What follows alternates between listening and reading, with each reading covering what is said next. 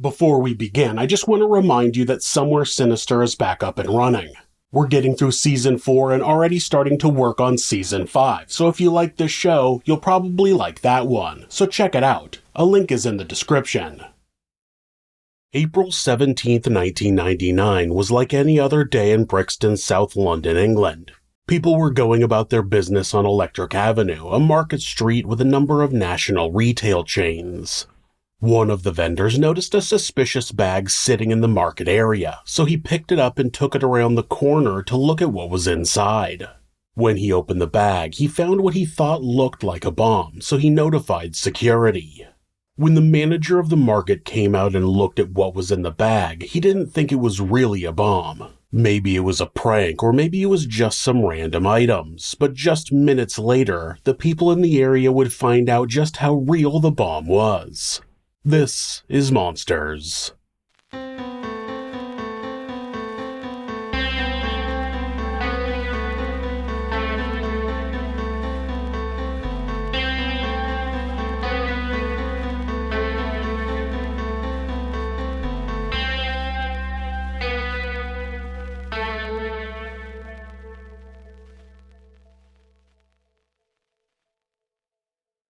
David Copeland was born on May 15, 1976, just southwest of London, to Stephen and Carolyn Copeland. His father was a train operator and his mother was a stay-at-home mom. He had two brothers, one older and one younger. He was said to be an introvert, and his mother said that he was the quietest of the three boys. Though he seemed like an average child, it seemed he started suffering from some sort of delusion early on. He would later say that he was afraid he was gay when he was a teenager, and when his parents sang along with the theme to the Flintstones and said, "We'll have a gay old time," he thought they were sending him a message. He believed they thought he was gay and that they emphasized that line to let him know. David was the smallest of the three brothers and also small compared to his peers. As an adult, he was 5 foot 3 inches or 160 centimeters, and people believe he had spent his life building up a massive inferiority complex. After the bombings, when people from his past were asked about what he was like, almost nobody from his school remembered him, not students or the teachers. He would later claim that as a teenager, he was invisible. At 16 years old, David left school and worked a number of odd jobs. He was a fan of heavy metal music and tried to start a band, but it never seemed to take off. He began drinking and experimenting with drugs, including cocaine and heroin. During his late teens, he also had a few run-ins with police, including charges for assault, making off without payment, and criminal damage. Most people who knew him at the time didn't see him as a hateful person and chalked up his indiscretions as immaturity. On the inside, though David's inability to hold down a job was due to his own performance, he began believing that it was because immigrants were taking all the jobs. When David was 19, his parents divorced and his father said he became angry and started drinking more. His father believes that the divorce triggered some sort of mental illness in his son, but other people think his hatred was building up long before then. He later told a psychiatrist that he started having sadistic dreams when he was 12. He said that he fantasized about killing classmates and wished he could be reincarnated as an SS officer. It was after the bombing at the 1996 Olympics in Atlanta that David became fixated on setting off bombs of his own. In 1997, he moved to East London and began working as an assistant engineer with his father. That same year, he joined the British National Party, which is described online as a far-right British fascist political party. Through attending meetings of the BNP, David was introduced to far-right literature like the Turner Diaries. The Turner Diaries is a book that regularly comes up when racist terrorism is carried out. It's a fictional story about people setting off bombs throughout the US and starting a race war, which white people ultimately win. Sadly, there are people in the world who think that would be a dream scenario and use the book as inspiration for their own misguided acts. But for David, the BNP wasn't extreme enough. He didn't think the party was doing enough to combat the problems he perceived were affecting the world, so he left the group. A year later, he joined the National Socialist Movement, a neo-Nazi group active in the UK in the 1990s. In that group, David was taken more seriously, and the leader of the group promoted him to regional leader of his area for the organization. Being someone who felt invisible when he was younger, having this be his first real experience with being accepted into a group by others likely pushed David to believe that his hateful ideology was right.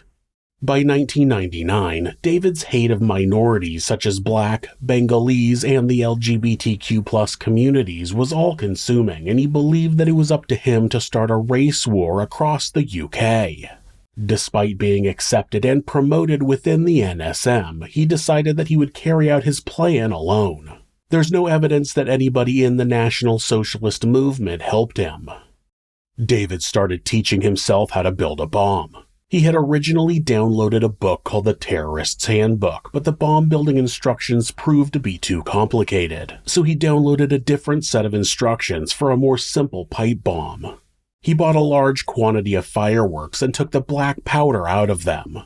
All of the bombs were constructed out of plastic Tupperware containers filled with the black powder and hundreds of 4-inch or 10-centimeter nails. Then he used a clock as a timer.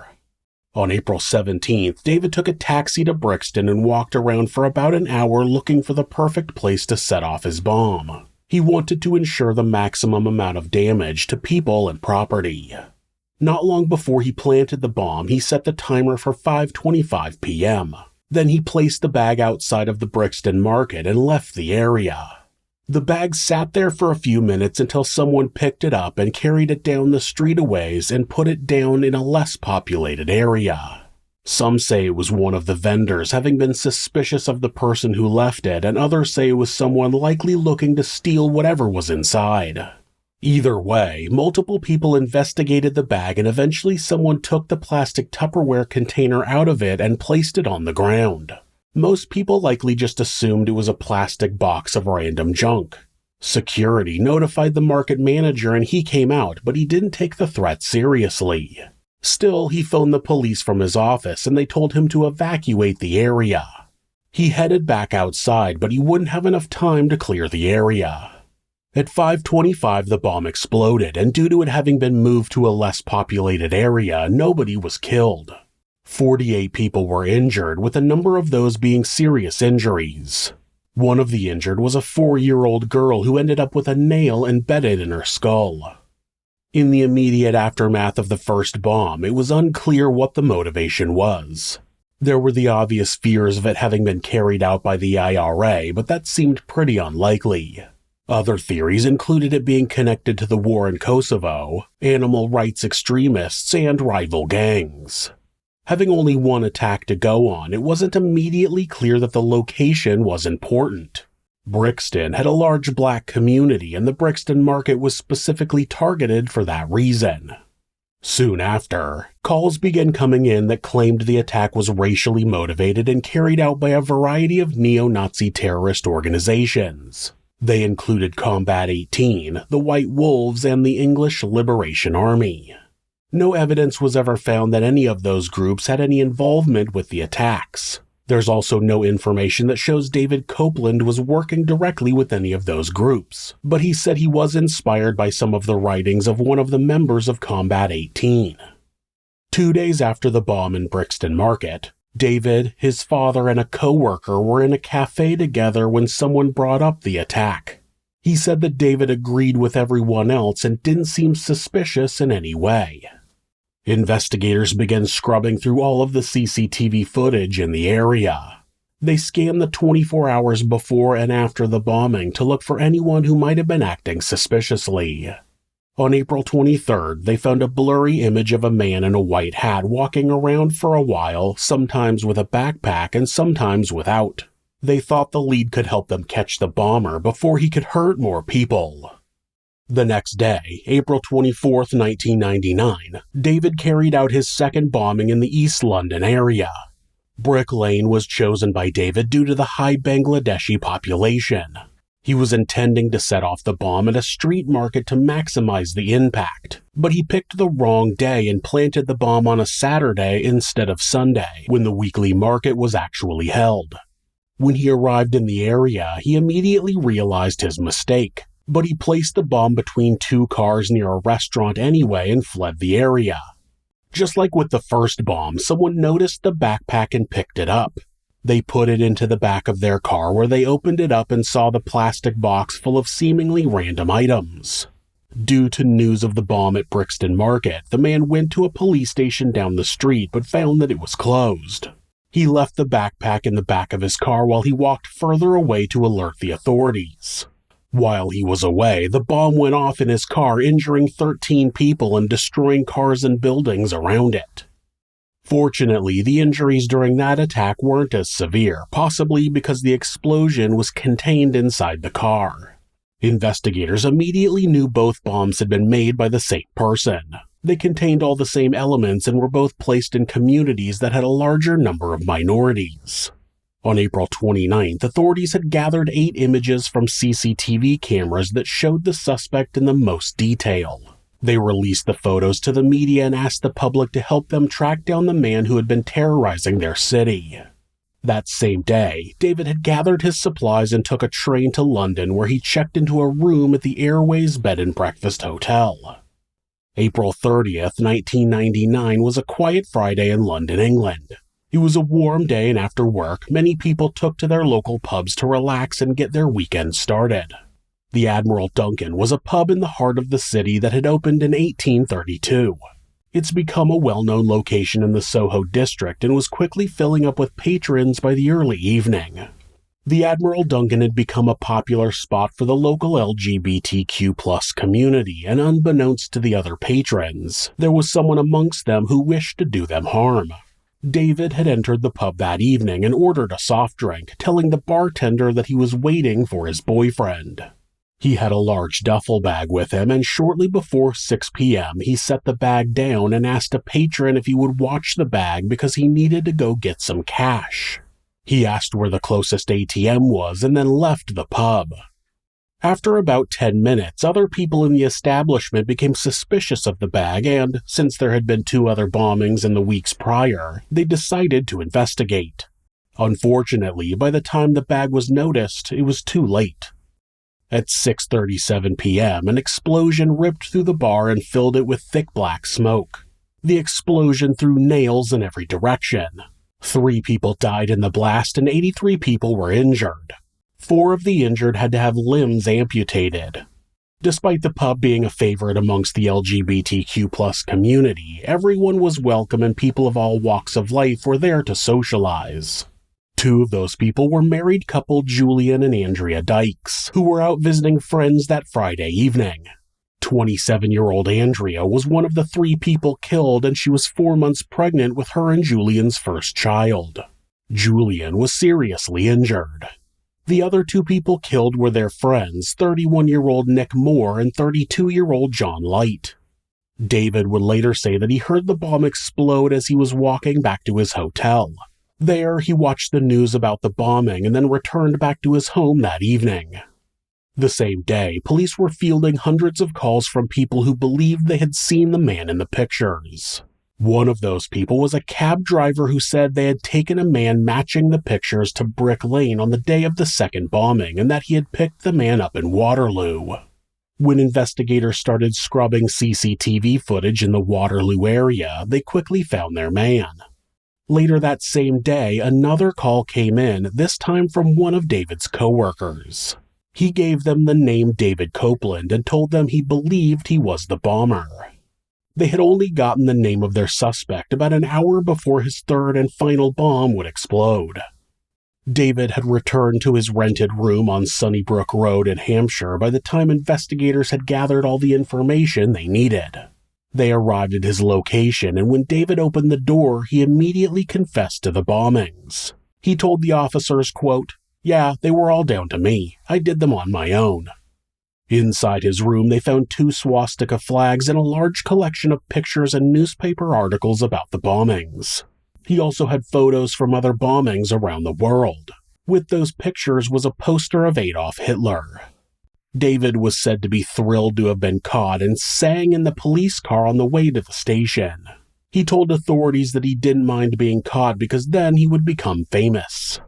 While being interrogated, he was open about every aspect of the crimes but showed no emotion. When he was told that he had killed 3 people at the Admiral Duncan, he said, quote, "I feel nothing. I don't feel sadness, but I don't feel joy. I feel sorry for the woman and the child. I think the woman was pregnant. I feel sorry for her. I don't feel no guilt for the others." He went into detail about how he made the bombs and why he did it. He openly told authorities that he was a racist and that he believed in white supremacy. He said he thought the bombs would make other races rise up and start a war, something that has been the motivation of a number of terrorists and never makes sense. In this situation, why would any of the bombs make an entire race rise up? Rise up against who? It seemed like most people pretty quickly believed it was the act of one person or a small group of people. Who would they be going to war with? It's just stupid. Of course, before David could be put on trial, he had to be evaluated by a psychiatrist to determine his mental state. 5 psychiatrists would go on to claim that David suffered from paranoid schizophrenia, but it was later pointed out by the prosecution that David had told a psychiatric nurse right after his arrest that he had logically and rationally planted the bombs. Another psychiatrist diagnosed David with a personality disorder, which is not a mental illness that justifies a not guilty by reason of insanity defense. Despite that, David still tried to use his mental health to get a lighter sentence. It also turned out that David had been writing to a woman while he was in prison awaiting trial, and in one of those letters, he wrote he couldn't believe that he had fooled so many people about his mental health. To add insult to injury, the woman, Patsy Scanlon, wasn't actually a woman at all.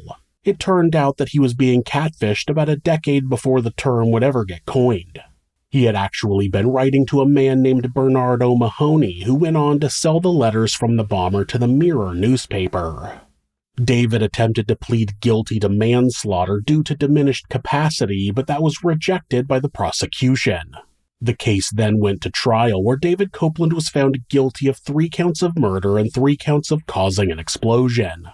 On June 30th, 2000, he was sentenced to 6 life sentences behind bars. The judge said, quote, "On your own admission, you set out to kill, to maim, and to cause terror in the community, and that's what you did.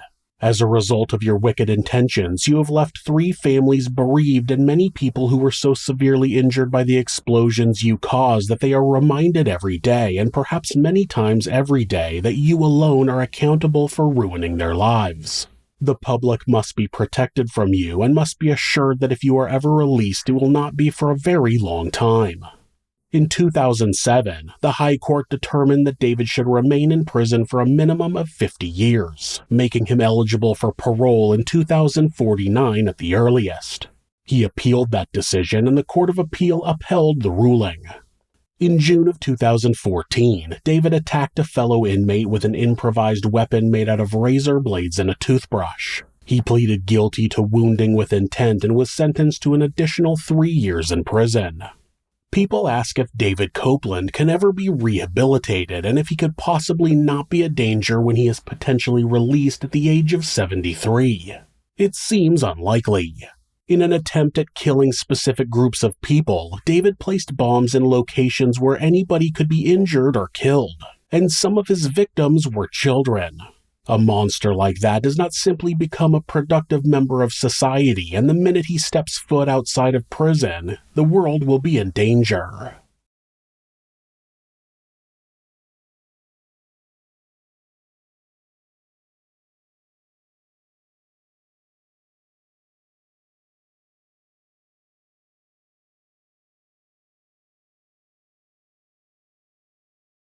If you're a fan of true crime, hit subscribe and turn on notifications so you don't miss an episode. You can also hit like or leave us a comment. You can check out our other show, Somewhere Sinister, on YouTube or anywhere that you listen to podcasts. If you'd like to support the show, check out our merchandise at thisismonsters.com. The link is in the description. Thanks again, and be safe.